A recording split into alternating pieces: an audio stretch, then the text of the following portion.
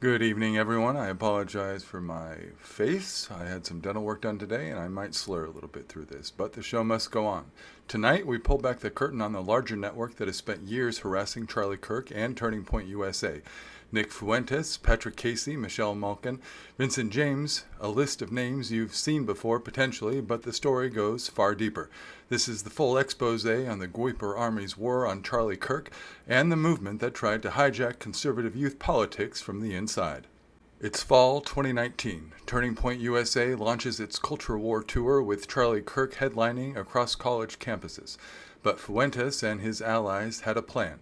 Swarm Q&A lines hit Kirk with loaded questions about immigration, Israel, and social issues, film everything, then blast it across social media to humiliate Turning Point USA.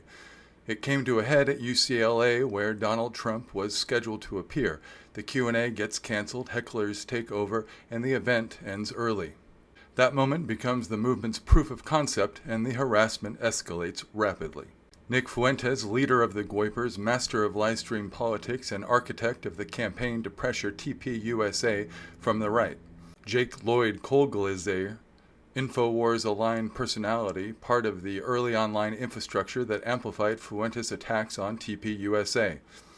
Vincent James Fox runs the Red Elephants and the Daily Veracity, a constant voice accusing Kirk of being a conservative Inc. Dalton Clodfelter, young podcaster openly claiming the America First mantle, organizing stunts like Yay is Right campus tours, copying the same disruptive tactics as Nick Fuentes. And then there's some more adjacent figures. Michelle Malkin, dubbed Mommy Groyper, when she defended Fuentes after YAF dropped her in 2019.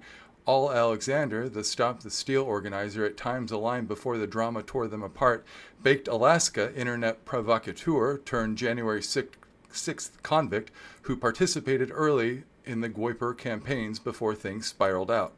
Here's how it worked.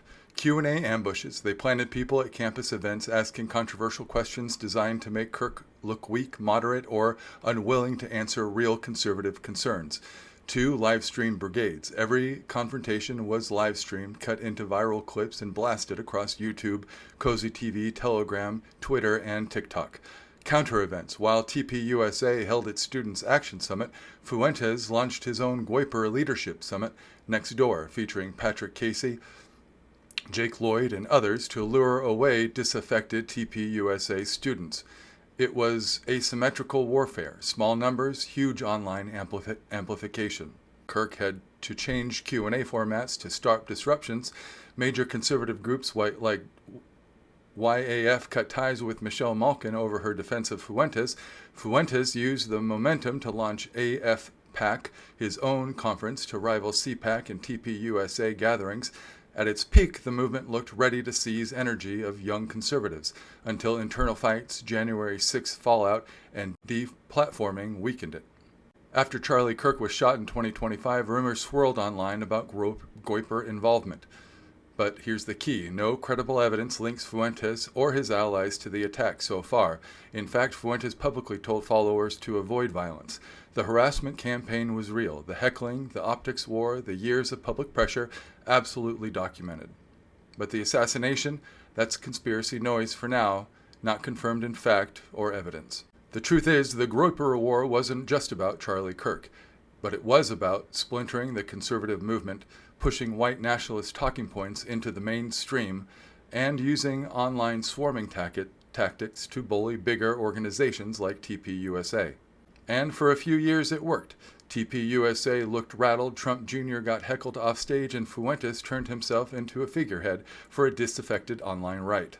The Groypers are fractured, deplatformed, and under federal scrutiny after January 6. TPUSA remains powerful, but the ghost of that 2019 Groyper War lingers, a case in study in how small organized networks can hijack the spotlight and turn campus politics into viral warfare. Now, I think the reality is going to be that Tyler Robinson fits neither into the Conservative Party or the Liberal Party, not a Democrat or a Republican. What we're going to find is that Tyler Robinson existed outside of our two-party structure, a radical and a sick human being who took matters into his own hands for whatever reasons he ultimately comes up with through his own justification. I'm Ben Powers. Thank you for your time.